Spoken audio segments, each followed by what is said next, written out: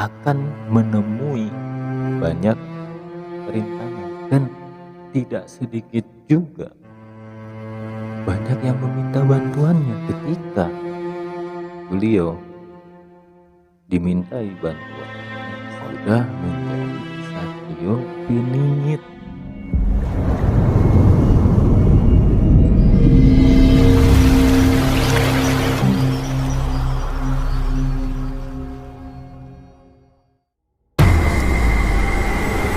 Assalamualaikum warahmatullahi wabarakatuh. Sampurasun kasadayana. Gimana kabarnya semuanya? Baik-baik saja, sehat. Saya doakan semuanya sehat dan ada dalam lindungan yang Maha Kuasa. Diberi kelancaran ketika kita sedang mencari pembelajaran atau yang sedang yang namanya ikhtiar, gitu ya. Nah, saya ingin melanjutkan cerita kemarin, yaitu tentang bocah Angon yang di Angon atau yang didampingi oleh pemuda berjanggut, gitu ya. Nah, sebelum saya lanjut nantinya ke kan kemarin saya sempat bilang bocah Angon Ratu Adil, bocah Angon Satrio Piningit Ratu Adil dan Imam Mahdi gitu. Soalnya Ratu Adil dan Imam Mahdi saya jarang membahasnya, saya kebanyakan membahas Satrio Piningit. Tapi di kesempatan ini saya ingin membahas tentang perjalanan bocah Angon, masih dalam perjalanan bocah Angon gitu. Ketika bocah Angon mencari jati diri dan tujuan hidup gitu, untuk mengetahui perjanjiannya ketika bocah Angon sebelum dilahirkan ke dunia ini ya. Untuk yang belum nonton yang belum nonton konten yang kemarin ya, boleh dicek di sini ya.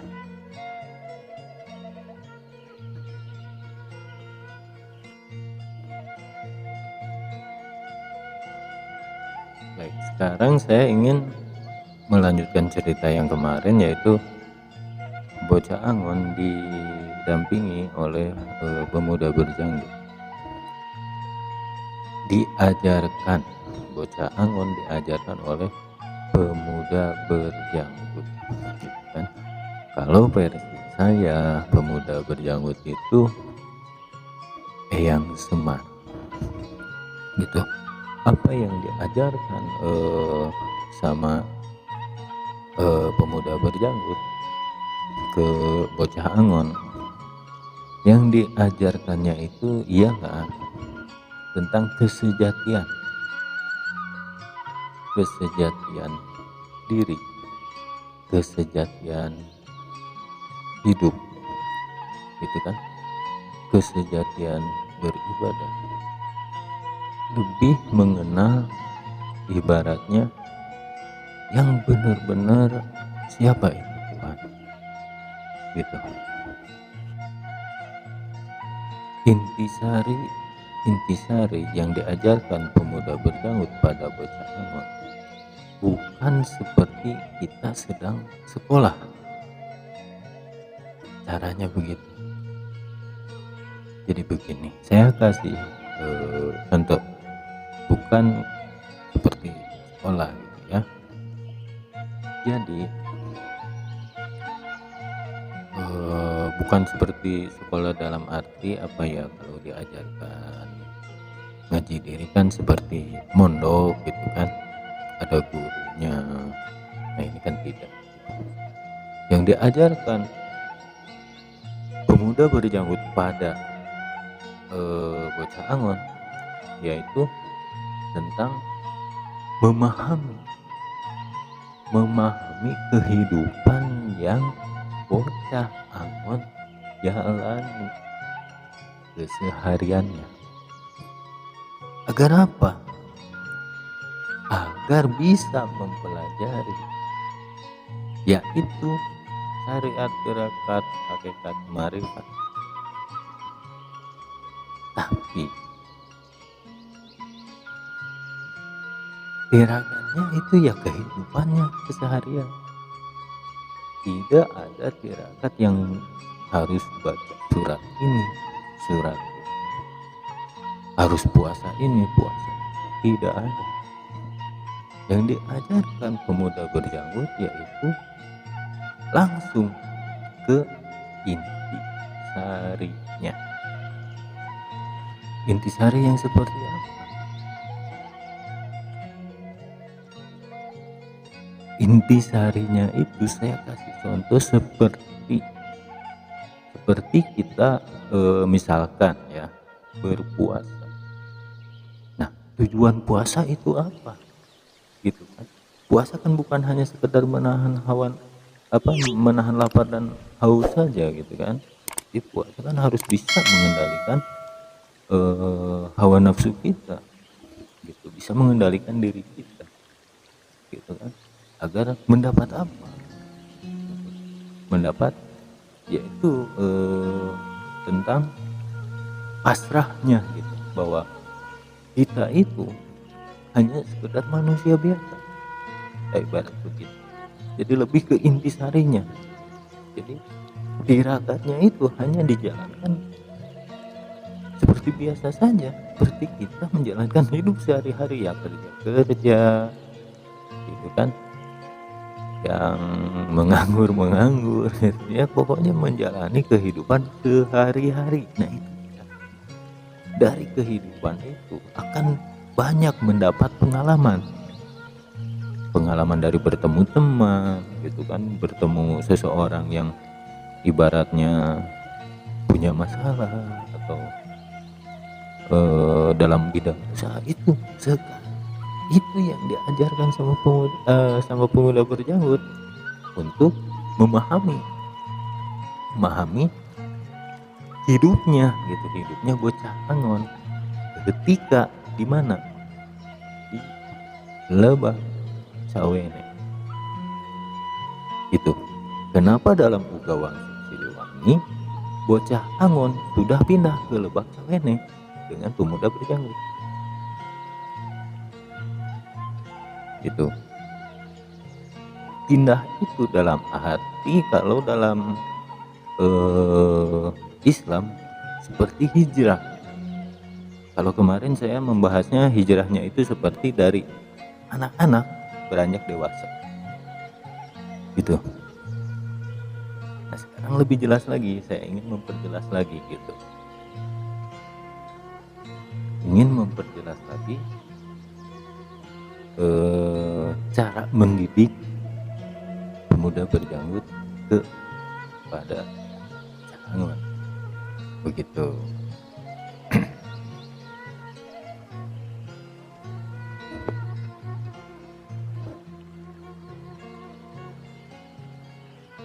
Tujuan pemuda berjanggut kepada bocah Angon yaitu yang saya bilang Lebak kan dasar, yang dipelajari itu sebenarnya mendasar seperti apa? Seperti kita ya sedang gimana tirakatnya seorang manusia menjalani hidup ini, dasar saja, gitu. Hanya saja manusia itu tidak pernah, maksudnya tidak, kadang-kadang tidak ngerasa ngeh, gitu, ngeh, tahu kan ngeh, gitu, tidak ngerasa, tidak ngeh, gitu, bahwa kehidupannya itu harus dipelajari. Nah tujuan pemuda berjanggut mendidik atau memberi pelajaran kepada bocah Angon itu agar supaya bocah Angon kan tahu nantinya, biar kenal dulu sama yang menciptakannya, kenal dulu, bukannya marifat kalau dapat gitu, ibaratnya tahu siapa Tuhannya, siapa yang menciptakannya, jarak antara yang menciptakan sama yang diciptakannya itu seperti apa, jaraknya seberapa jauh atau seberapa dekat gitu kan, itu biar tahu gitu. Setelah itu dipahami gitu kan, baru akan ketahuan yang dibilang perjanjian. Perjanjian seperti apa? Perjanjian yang ibaratnya yang dititipilah atau apa, amanah ya, yang diamanahkan ketika beliau bocah Angon sebelum dilahirkan. Sebelum dilahirkan diberi amanah seperti ini dan bocah Angon menyanggupinya. Ketika lahir ke dunia lupa semuanya gitu. Nah, itu agar bisa mencari itu. Kalau udah tahu visi dan misinya hidup ini gitu, akhirnya akan menerima apa adanya. Mau diberi senang, alhamdulillah. Mau diberi susah, ya mau gimana lagi, ini sudah kehendaknya, terima saja kan gitu nantinya. Nah, dalam menjalankan visi atau misinya atau apa tugasnya, setelah mengetahui akan menemui banyak rintangan, dan tidak sedikit juga banyak yang meminta bantuannya gitu. Bantuan di sini yaitu ketika beliau dimintai bantuan oleh yang membutuhkan gitu kan, itu bocah Angon sudah menjadi satrio piningit begitu. Sekian pembahasan kali ini.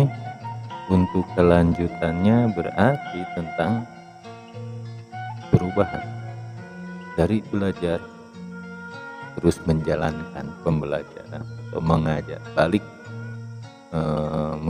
mengasih pelajaran lah ibaratnya, itu setelah menjadi satrio piningit.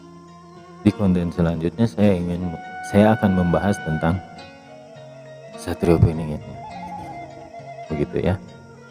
Assalamualaikum warahmatullahi wabarakatuh.